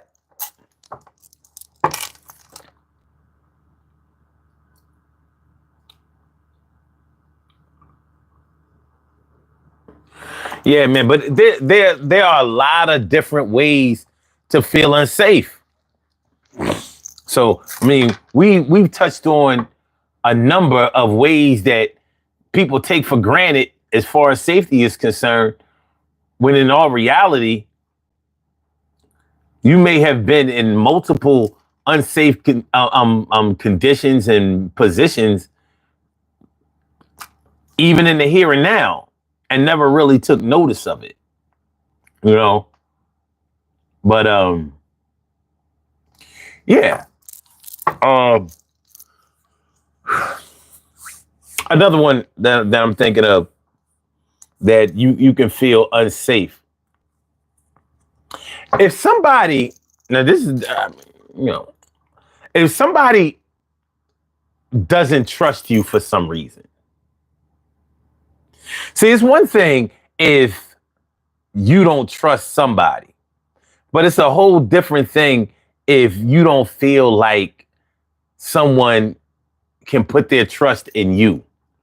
Even though you may feel like you've done everything for them to trust you, you've been there for them, you've tried to be dependable,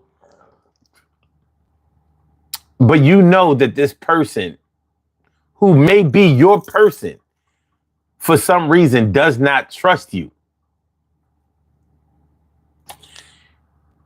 That could trigger an unsafe feeling from you, because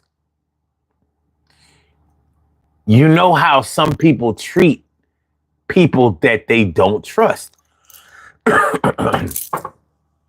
You know how people treat people that they don't trust. So if somebody doesn't trust you, they may feel like they can act in any kind of way towards you or concerning you because they didn't trust you in the first place. So because they didn't trust you in the first place, maybe they never gave all their love to you. Maybe they never returned the trust to you. They never reciprocated. Maybe because they didn't trust you, they never took you seriously. Maybe because they didn't trust you, they didn't follow your advice or your instructions because they didn't trust you. If a wild animal doesn't trust you, they won't come near you. They won't accept food from you. You can leave the food out and they'll wait until you're all the way gone and then they'll get the food, but they won't accept it from you.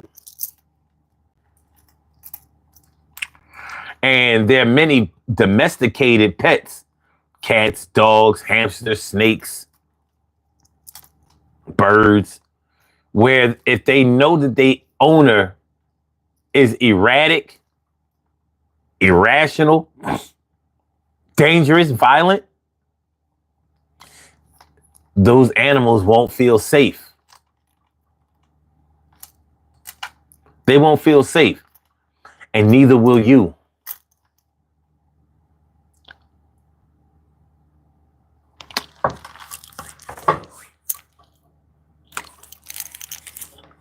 Let's do this. Let's say you have a child with somebody, whether you're married to them, unmarried, whatever, y'all are co-parenting. What if you don't trust your child with the other parent? So outside of your vision, outside of your involvement, you really just don't like to leave your child with the other parent. Maybe they're abusive. Maybe they yell too much. Maybe they're Maybe they're on drugs like substance abuse, alcohol. Maybe they hang around with people who you don't respect or like.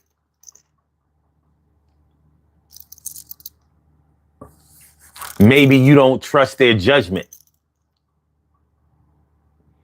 You don't trust the judgment of, the person that you had children with. You don't trust them and can't bring yourself to trust them. Like it's just out of bounds for you. Well, what are you going to do? What do you do in a situation?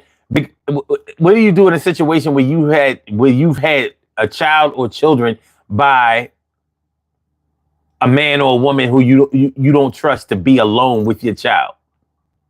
So when they come for their visitation rights and all of that kind of shit, whether it's court ordered or just an agreement between the two of you,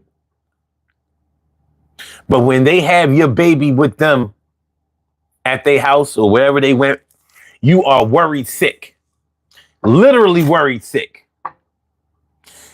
not in better health until your child comes home, because you fear that being with the child being with their other parent is going to put them in unsafe conditions. How are you going to feel safe in that situation? You don't even feel like your child is safe. And because you care and love you love and care for your child, you don't feel safe. And they're with their mom or their dad, but you don't feel safe. You think that they might teach your children all of the wrong things, lying, cheating, stealing, or just having them around the seedy underworld that they are involved with.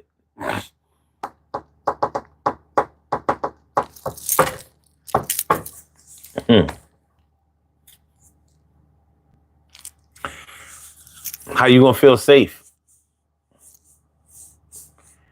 How you gonna feel safe? There's a good chance that you had a child or children by somebody you never felt safe with, and now you feel even less safe when they are spending time with the children that you and they created together. Not safe. Unsafe. Security breach. Breach of security.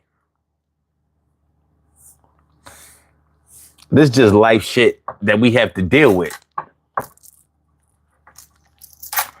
These are some of the life conditions that we place ourselves in. And we can blame ourselves for that. But then again,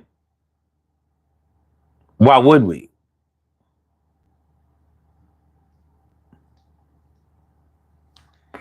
Why would we?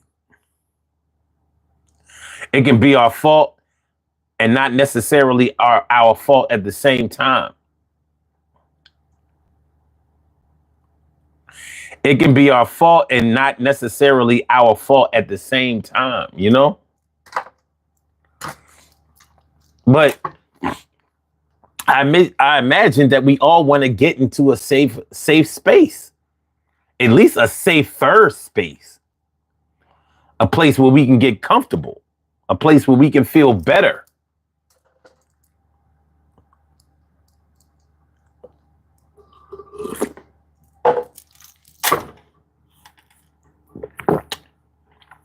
Yeah.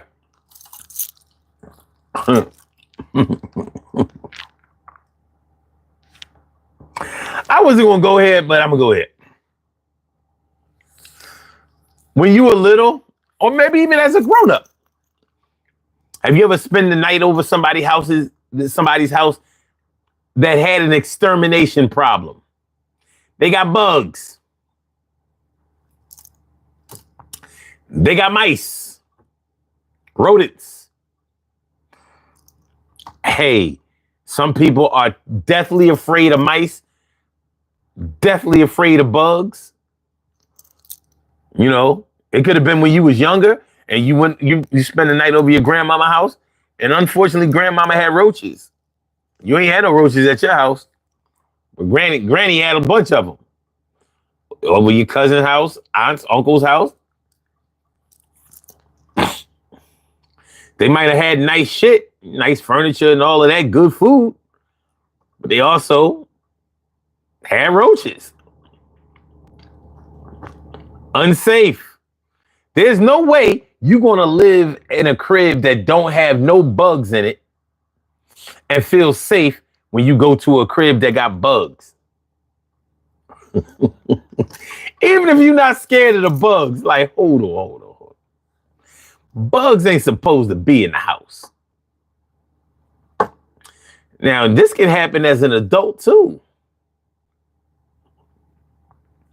You can go, spend the night over somebody's house. You got your overnight bag with you. You ain't coming home tonight. It'll be daytime when you come back home the next day, maybe even longer than that. What you didn't know, what you didn't plan for, were the bugs. These bugs. You gonna feel safe? Probably not. I mean, in all reality, that's not a safe condition. It's a condition that many people are familiar with, but it's not a safe condition. It's unsanitary. Unsanitary. Shit, a few weeks ago, a few weeks ago, like, I got this little ant problem. Now, I've been handling it. I've been using these, just happen to have one handy. With these little ant pods or whatever. So you tear off this part of it, and it has like this liquid inside, and the ants go in there and they love it. Some of them die in there, and the rest of them, make it out of there, and then they take it to wherever their ant headquarters are, and it kills the rest of them, or some old disease, or some old COVID shit.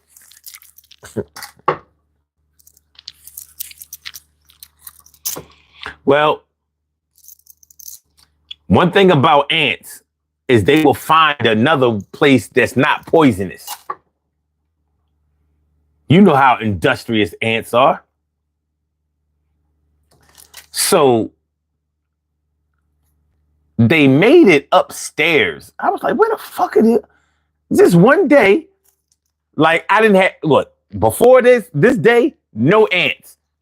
Got rid of all of them. Crib is clean. I'm good. This one day, the ants just came out of nowhere. They was all in my cat's food. She looking at me like, yo, what's up with the... I had to throw all of the food out. I had to I had to put down some ant pods or whatever, in a couple of days. Then I didn't have any ants again. But I was like, man, this is crazy. This is crazy. Now, if somebody didn't know me, they would think like, yo, you got an ant problem, whatever. I ain't gonna lie. I would rather have an ant problem than a roach problem. Ain't no doubt about that. But nonetheless, how about no bugs? No bugs. Let me see.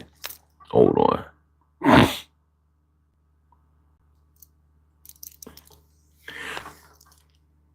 Ritzy Allberg says, when I was a young girl, my mom took me to her friend's apartment. She had roaches in the spaghetti she served us. What? She had roaches right in the spaghetti.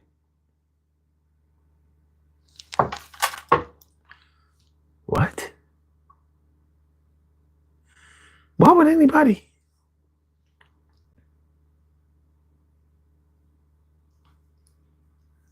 What? Yo, I know y'all ain't eat that spaghetti. I ain't even gonna ask. I know y'all ain't eat that spaghetti.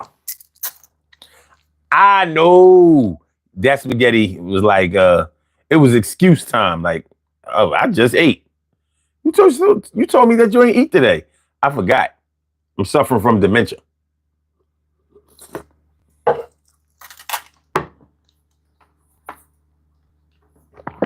I know I ain't eating that shit. You said yes in New York, Brooklyn. Is that where you from?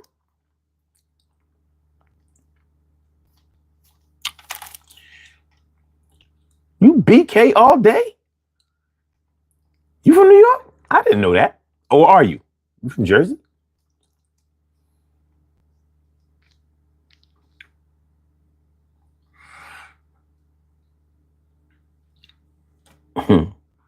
Roaches in the pasta is crazy. Ritzy said, I told her she was embarrassed. I told her, shit. Fuck out of it. The actor of the pasta sounds like the movie Joe's Apartment. Oh my God, that was a crazy ass movie. That was a crazy ass movie. But yeah, that's an easy way to feel unsafe. Those are not safe conditions. You know what I mean? You know, shit. You might have been going in for a night of lust and pleasure. She came over your crib for a night of lust and pleasure. She saw a mouse and dried her shit all the way up. It went from percolating to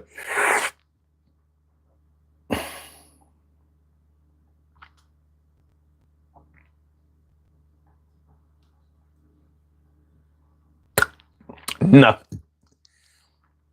Ain't nothing going down tonight. Ain't nothing going down tonight. Sure, Halsey says, I'm jerking and itching.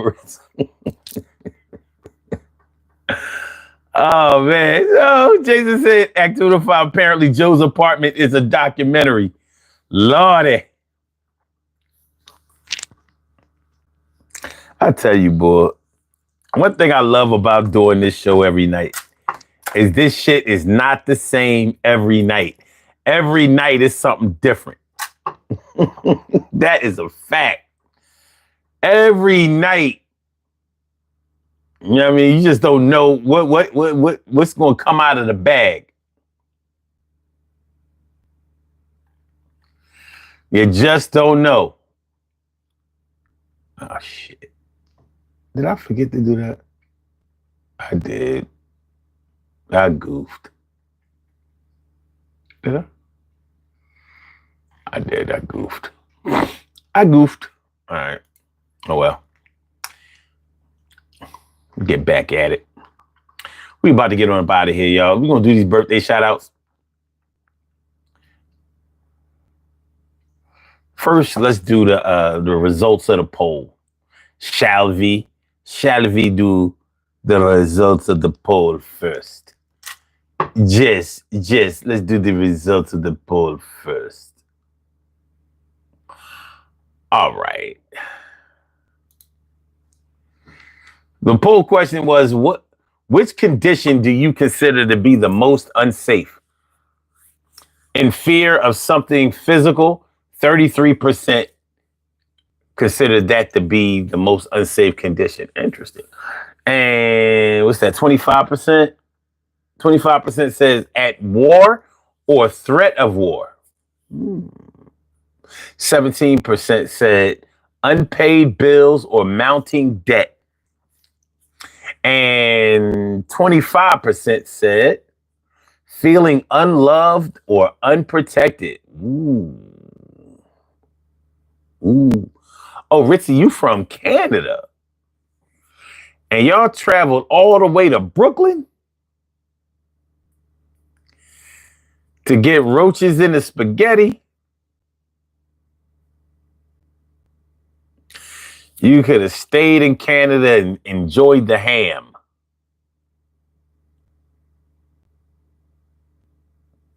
Maybe not the bacon. That shit too salty.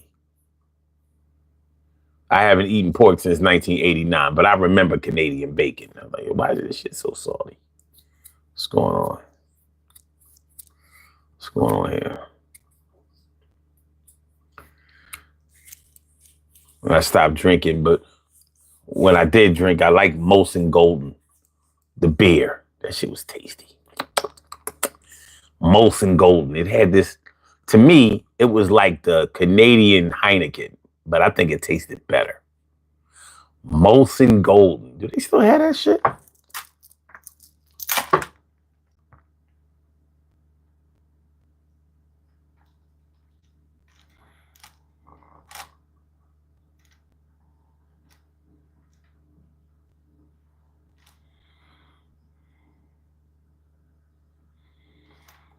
Yeah, wait. Molson Golden is a Canadian-style lager that combines the fruity, spicy notes of an ale with the crispiness of a lager. It's a bright blonde ale with 5% ABV and a light to medium body. So I guess it's still out.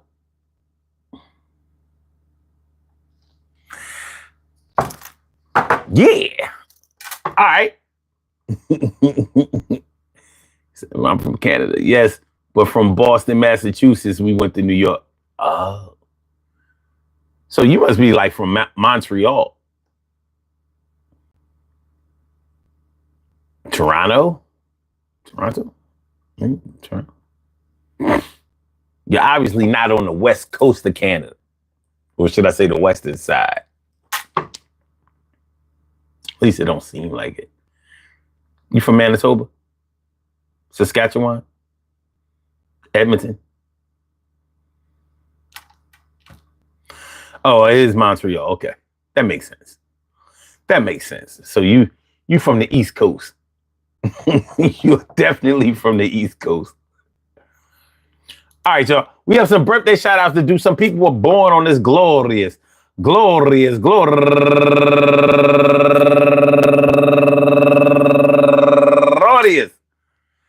August 7th, and they deserve to be acknowledged. So let's go about our business of acknowledging them and making them feel special because they are special, because they are special, because they are SPECIAL. They get the RESPECT. They are SPECIAL. They get the RESPECT. They are SPECIAL. They get the RESPECT. They get number one out the box.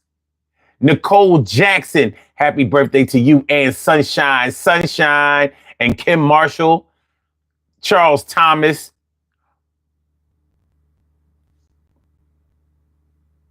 Oh, okay.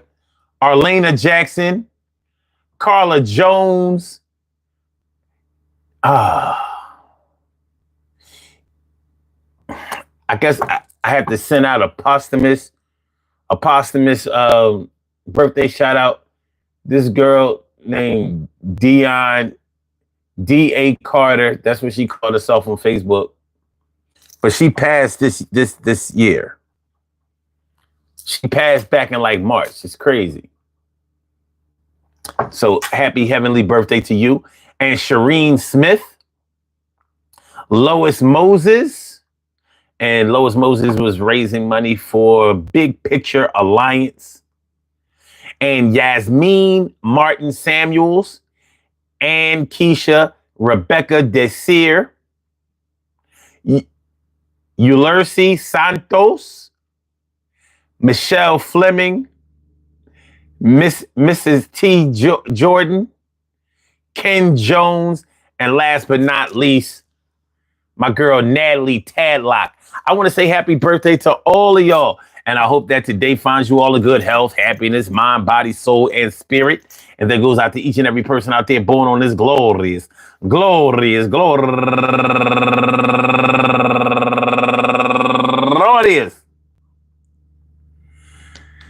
August 7th, anywhere out there in the world, worldwide, internationally, and universally, all of y'all go ahead and turn up. But don't turn up too loud. Just turn up loud enough so everybody can hear you. Rock out, rock on into the damn, to rock out, rock on into to do the damn, rock out, rock on to do the damn thing and do your thing, y'all. Represent the queens and kings and do your thing, y'all. Represent the queens and kings.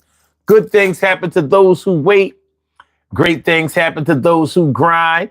And anything can happen to those who go for theirs. So go hard, go for yours, and remember, yo, this whole notion of feeling safe can go a lot deeper than, what we think about on the surface. Feeling safe is the feeling of confidence. It's the feeling of being protected. It's the feeling that of being comfortable. Simple as that. When you feel unsafe, you feel insecure, you feel threatened, you feel uncomfortable, and you don't feel like you're at ease. And it's not a good way to feel. And unfortunately, some people get off by making people feel unsafe. There are actually a lot of people who feel that way or who practice that. And you have to be careful not to let these people into your life because they're going to ruin everything. Excuse me. Everything. They're going to ruin everything. So watch out for them bums. Anyway, peace to my day ones, my everydays and my brand news. I love y'all to death, resuscitate y'all, and love y'all right back to life. We will be back tomorrow night. But tomorrow night is the music show. So we'll be here 1 o'clock. 1 a.m., 1 a.m., 1 a.m., 1 a.m. The music show is tomorrow, and I can't tell you right now how it's going to go. Haven't decided what this topic is yet, but as soon as I get up on this set, I'm going to make sure that it is a goodie. We're going to have us a good old time. I say, why would he not have a great one? It's everything is going to be all right. Don't hate one thing about what we do. If you're going to hate on something, then hate on that other dude. I ain't sacrificing nobody, being no informant, but I'm laid dormant. That means that I'm not active and I don't have the same power. I took a shower, smelling kind of good, looking kind of good, felt kind of good. Just make things understood.